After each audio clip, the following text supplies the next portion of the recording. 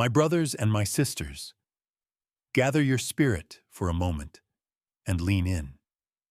Because something has been stirring across the Caribbean Sea, something that has reached the hearts of elders who have lived through storms, through struggles, and through the long echo of history itself. A message rose from Jamaica not as a whisper, but as a warning carried on the breath of an entire people. And that message said, "If you touch him, you touch all of us." Those words did not come from anger alone. They came from memory. They came from the weight of generations who have seen too many leaders silenced, too many voices pushed aside, too many dreams interrupted before they could bloom. And when a nation that has endured so much stands together and speaks with one sound, the world pauses. The world listens. Before we journey deeper into this story, before we walk through the fire and into the light together, I invite you to stay with us. If you believe in truth, in dignity, and in the power of unity, then make sure you subscribe and stand with this community. Because what happened next changes everything. It began on an evening heavy with heat, the kind of Caribbean dusk where the air itself feels like it is holding its breath. In Kingston, Jamaica, elders gathered in a modest community hall whose walls had witnessed decades of debate, grief, and resilience. These were not politicians, not celebrities, not men or women seeking headlines. They were teachers now retired, former activists with graying hair, church mothers wrapped in quiet dignity, and veterans who had once served their island with pride. They came because they sensed something shifting far beyond their borders. They came because a young leader in West Africa had become a symbol that stirred something old and powerful in their hearts. A small wooden podium stood at the front of the room. A fan turning lazily overhead could not silence the soft murmurs rising and falling like waves meeting a shoreline. People leaned forward in their folding chairs, knees stiff with age but spirits alert. When the first speaker, an elder with a cane carved from Jamaican lignum vitae, stepped to the podium, the room fell silent. "We have seen this before," he said, his voice steady as stone. "We have lived long enough to know when the world starts circling a black man who stands too tall. Not a shout, not a chant, but a truth spoken with the weight of lived experience." The name Ibrahim Traoré traveled across the room like a wind. Some nodded. Some closed their eyes in reflection. They had watched his rise not because they sought a savior, but because they recognized courage when they saw it. A leader from Burkina Faso, young yet anchored in conviction, refusing to bow to powers that had bent so many before him. And when certain Western voices began to express unease at his independence, Jamaicans, those who had weathered their own storms of interference, felt the echo immediately.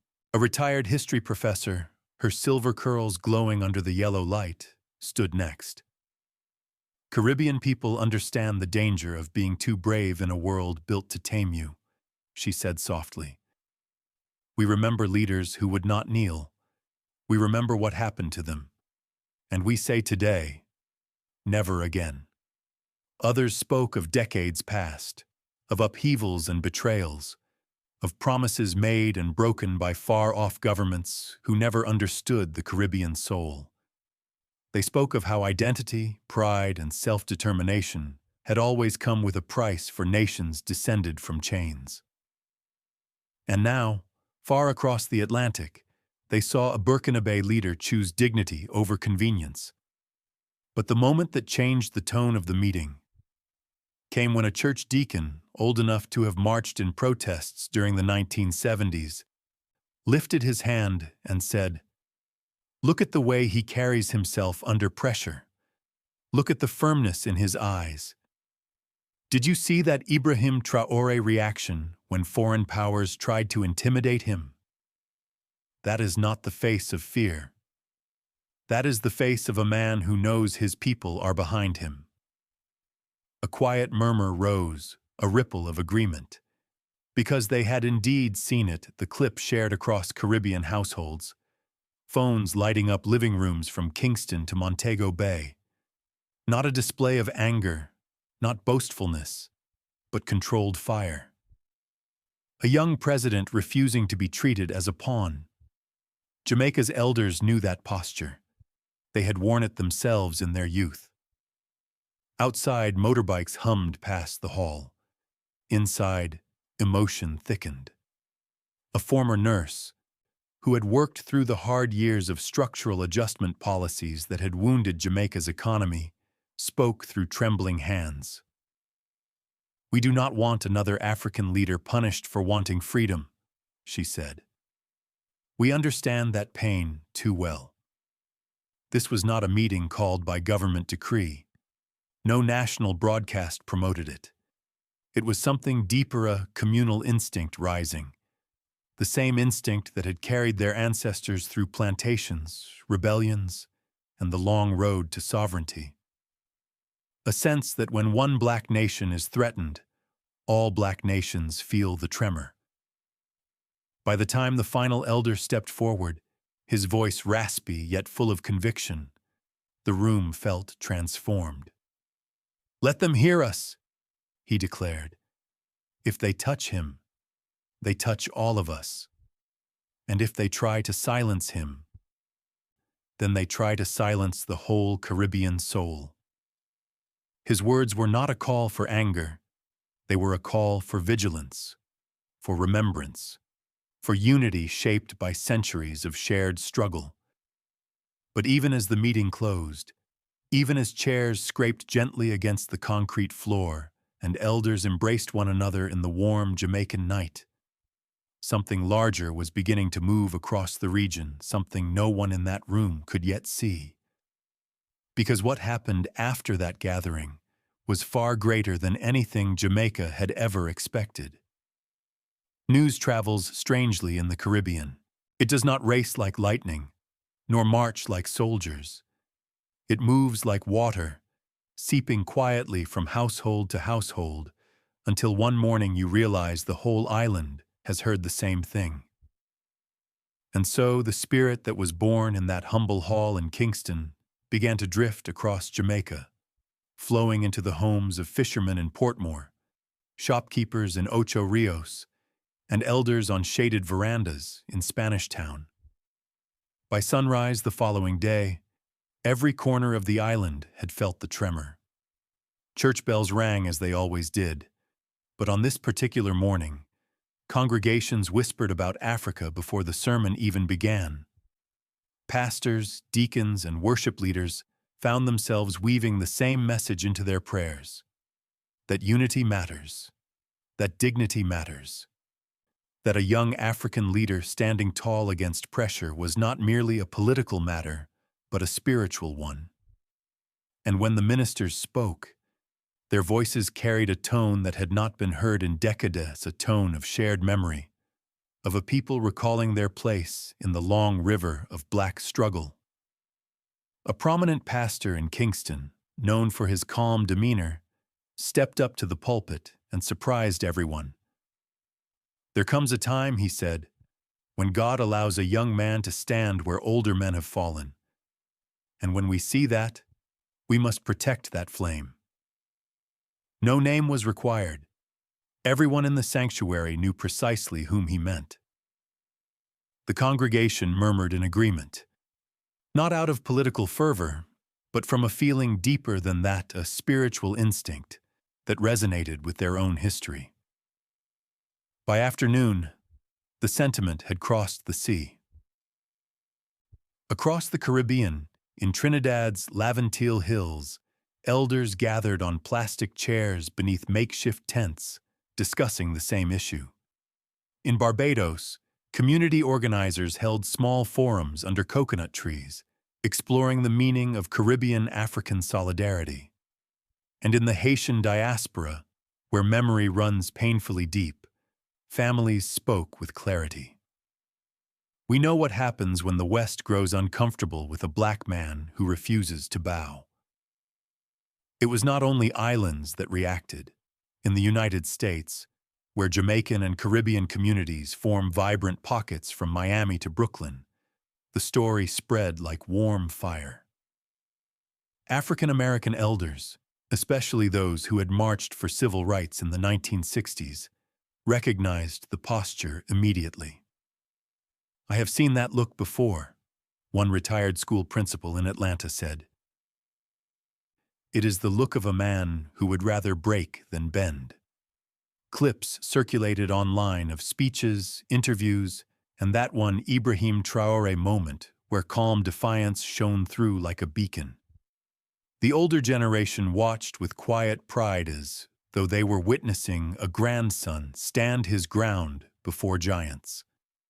In Brooklyn's Crown Heights, Caribbean shop owners placed small posters in their windows showing the Burkinabe flag beside the Jamaican one. Not an endorsement of a government, but a sign of shared dignity. At community centers, elders held roundtable discussions comparing the present climate to the old struggles of the diaspora. Some spoke of Malcolm, others of Walter Rodney, others of Caribbean leaders who had been pressured, destabilized, or silenced during the tense decades of the 20th century. The past was not being repeated, but it was being remembered, and memory is a powerful teacher. Meanwhile, younger Caribbean voices picked up the tone and amplified it in ways the elders never could. Hashtags began to appear, first modest, then multiplying like sparks in dry grass. Videos, comments, sermons, street interviews, reflections from taxi drivers, spoken word poems from college students, all carried the same underlying message. Not this time. Not another leader punished for having a spine. But what startled even the Caribbean watchers was the shift occurring in local radio talk shows. Callers, many of them in their 70s and 80s, spoke with fire that belied their age. "We have lived long enough to recognize the first signs of interference," one caller declared. "We know the pattern, and we will not be silent." Other callers agreed, sharing memories of difficult economic periods shaped by external pressures, moments when Jamaica's aspirations had been stifled by someone else's agenda. Through it all, one name kept rising: Traoré. Yet this was not celebrity worship, it was recognition.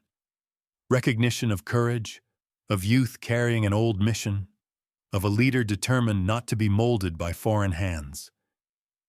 Jamaica's elders saw in him something they had long feared was fading: unapologetic black leadership unafraid of the West. But as this wave of unity rose higher and higher across the Caribbean and the diaspora, something else, something even more intense was beginning to form beneath its surface. A force that no island, no foreign capital, and no global observer had yet seen clearly. Because the true turning point had not arrived yet. The ripple that began in the Kingston Community Hall had by now become a tide, rolling outward with a slow and mighty force. And as that tide spread, the consequences began to take shape, quiet at first, then unmistakable. Jamaica had spoken, the Caribbean had stirred, and now the wider world was watching with cautious attention. But the most profound impact was not found in newspapers or speeches. It was found in the hearts of the people who had lived long enough to know exactly what was at stake. In the early mornings, before the sun fully rose over the Caribbean Sea, radio hosts across Jamaica began opening their programs with discussions about Africanaut, the Africa portrayed in foreign reports, but the Africa they recognized in themselves. Listeners called in, their voices seasoned with age and memory. Some spoke of the pride they felt in seeing a young African leader stand firm. Others spoke of the sorrow of past betrayals, of leaders erased before their time. But all of them spoke with the same undertone: this time must be different. As days passed, community organizations in Kingston, Montego Bay, and Spanish Town held their own gatherings. Some met in church basements, others in open-air markets where vendors paused their work to listen. Elders sat in semicircles, discussing not just a man, but what he represented. "It is not about just him," one elder repeated. "It is about the idea of a people refusing to be shaped by another's hand." These words traveled quickly, bouncing from neighborhood to neighborhood like a hymn carried on warm breeze. Meanwhile, Caribbean newspapers and opinion writers began paying close attention to the public sentiment.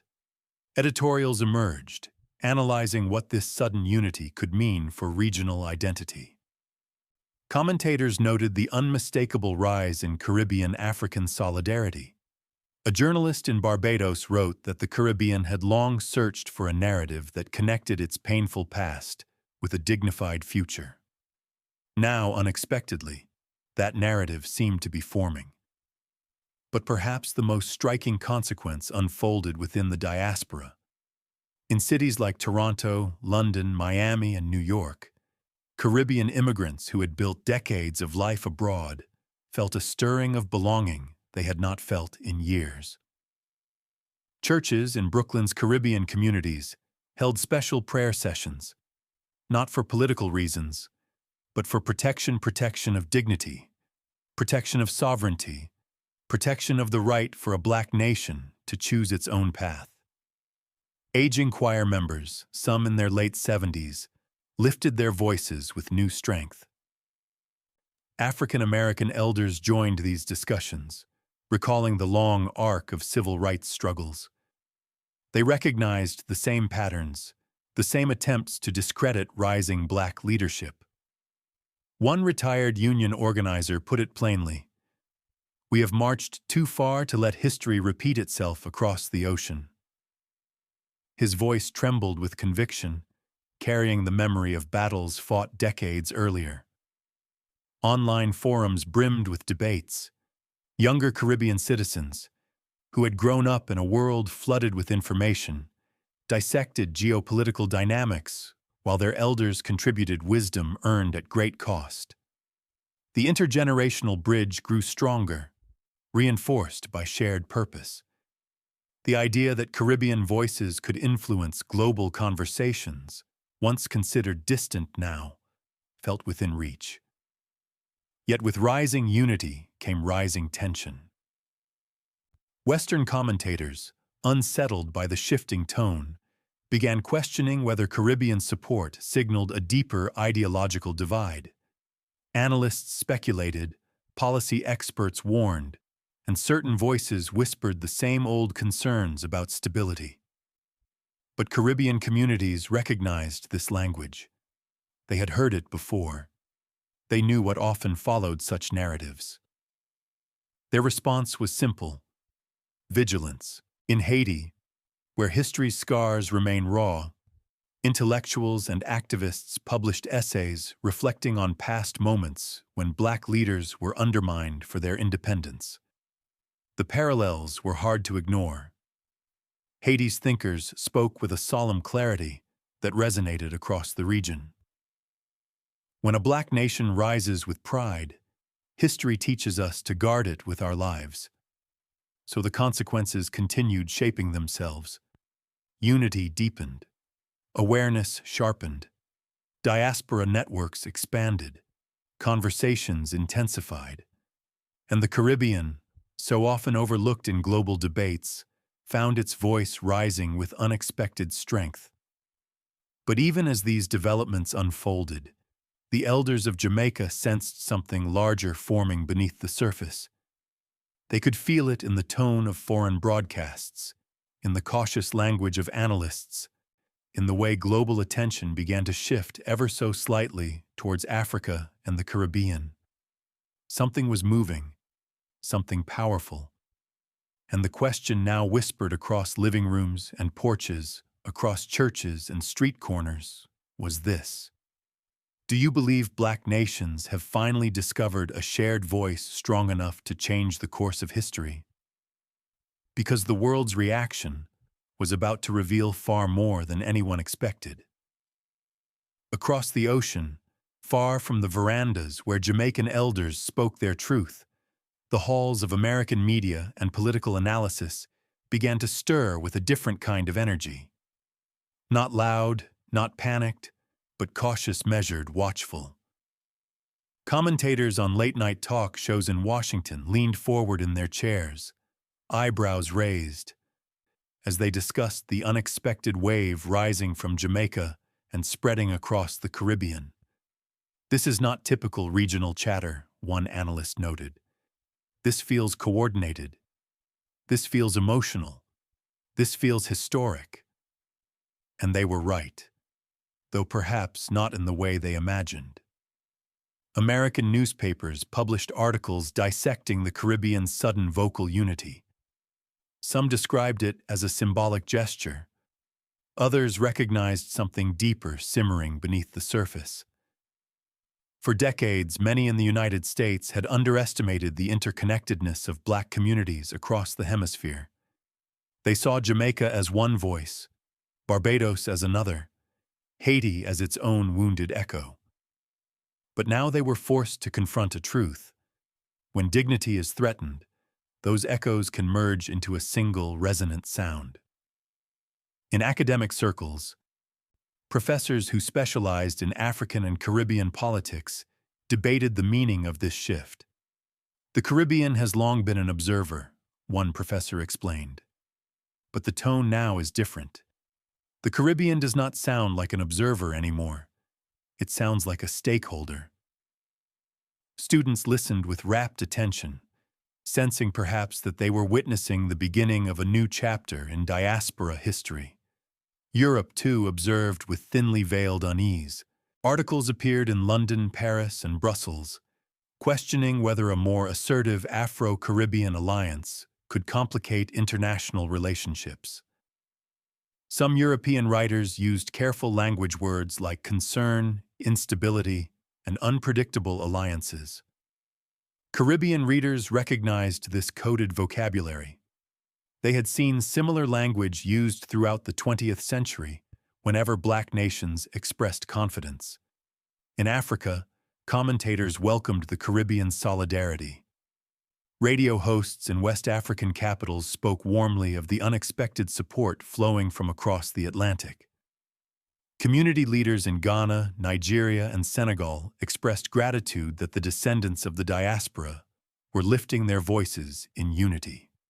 For many Africans, the Caribbean reaction was not merely political, it was spiritual, a long-delayed reconnection of people divided centuries ago. But the most intriguing reaction came from African American elders. Many had lived long enough to remember when the civil rights movement watched Africa's independence movements for inspiration. Now the cycle had reversed. They found themselves watching the Caribbean rise not with anger, but with profound pride. "This is a circle closing," one elder in Chicago said. "Africa inspired us, and now the Caribbean is reminding the world that Black unity still lives." Yet beneath all these responses, American caution, European analysis, African gratitude, Caribbean determination flowed a much quieter question, one shared by diplomats and ordinary citizens alike. What happens when scattered voices realize they can speak as one? Because unity is powerful, but unity backed by memory, pain, dignity, and spiritual conviction is unstoppable. And the world was about to learn what that truly meant. And so the question standing before the Caribbean, Africa, and the vast diaspora stretching across continents was no longer simply, what has happened? The question now was, what comes next? In Jamaica, as the sun dipped behind the Blue Mountains and cast long shadows across Kingston's narrow streets, elders sat quietly on their verandas, reflecting. They had witnessed movements rise and fall. They had seen leaders come with promise and vanish under pressure. They had felt hope bloom like morning flowers, only to be crushed by storms they did not invite. And yet, even with all of that history resting on their shoulders, something about this moment felt different. Not literno, but clearer, more defined, more rooted. The Caribbean had spoken with one voice. Africa had heard it. The diaspora had echoed it. Now came the part no one could avoid, understanding the long road ahead. For many Jamaicans, the path forward meant standing guard not with weapons, but with vigilance. They spoke of the need to stay alert, to recognize when global narratives begin shifting in dangerous directions. "We must not look away," an elder in Montego Bay said. "The West counts on us forgetting, but we have lived too long to forget anything now." In community centers, pastors emphasized the importance of spiritual grounding. Unity, they preached, should not be fueled by fear, but by purpose. A purpose built on centuries of shared experience, resilience that had survived slavery, colonialism, economic hardship, and waves of political interference. "If our ancestors could endure chains," one minister said, "then surely we can endure the responsibility of standing together." Across the Caribbean, young people considered their own role. Some saw a future of stronger diplomatic ties with African nations. Others envisioned educational exchanges, cultural bridges, economic cooperation, not dictated by outside powers. They believed that the Caribbean could walk beside Africa rather than behind anyone else. These ideas, once seen as distant dreams, now felt startlingly within reach. In Africa, commentators speculated that the Caribbean stance might mark the beginning of a broader reconnection, one that political borders had never truly severed. From Accra to Dakar, from Ouagadougou to Lagos, citizens wondered whether this could be a turning point in Afro-descendant unity worldwide. The diaspora, too, began reflecting deeply. African-American elders saw this moment as an opportunity to heal old fractures born from centuries of separation. Caribbean immigrants in Britain and Canada spoke about creating new networks rooted in cultural pride rather than survival alone. For the first time in years, unity felt tangible. But such unity carries responsibilities. It demands courage. It demands patience. And it demands an awareness that the world will not applaud a black alliance standing tall. It will question it, scrutinize it, even fear it. That is the road ahead. A path full of possibility, shadowed by the dangers history has taught us too well.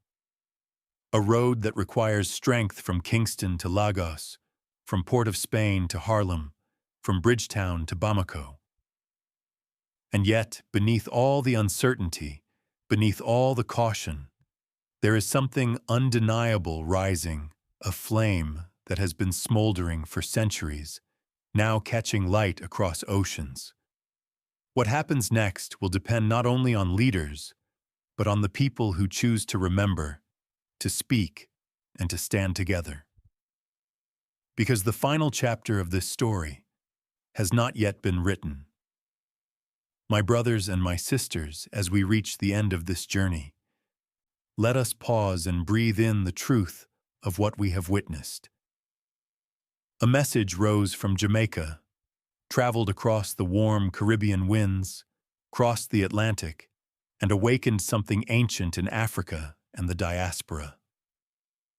And though this story is not finished, its meaning stands tall before us. There is anger, Ysanger born from memory. For we have seen too many voices silenced, too many young leaders pressured into submission, too many dreams halted before they could take root.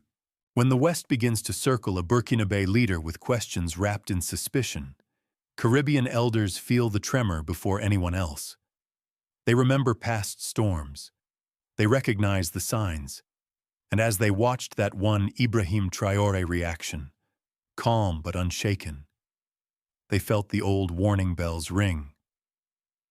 But beneath the anger, there is regret, the quiet ache of knowing how many opportunities slipped through our fingers because our communities once stood separated by ocean, circumstance, or fear. Jamaica walked its path. Africa walked another. African Americans walked another still. And for far too long, these paths never crossed with purpose. Even those powerful Ibrahim Traoré moment scenes remind us of leaders we lost along the way, figures whose courage was never fully shielded by global unity. Yet above the anger and regret stands something far greater: hope. Hope rising like the Caribbean sunrise over Kingston's coastline. Hope shining like African drums beating in the dusk. Hope carried in the pride of elders who have lived long enough to recognize when history shifts in their favor. For the first time in many years, the diaspora sees possibility, not imposed from outside, but born from within. And when the world witnesses another Ibrahim Traoré moment, the flame grows stronger. So I ask you, my brothers and sisters across continents, across islands, across generations, do you believe this unity, this awakening across oceans can reshape the future for all Black nations? If this message stirred your spirit, if it reminded you of where we have come from and where we can still go, then do not leave quietly. Speak your truth in the comments. Share your thoughts. And if you have not already, hit that subscribe button so you can walk with this community as the story continues. Because the world may try to write its version of events, but together we will write our own.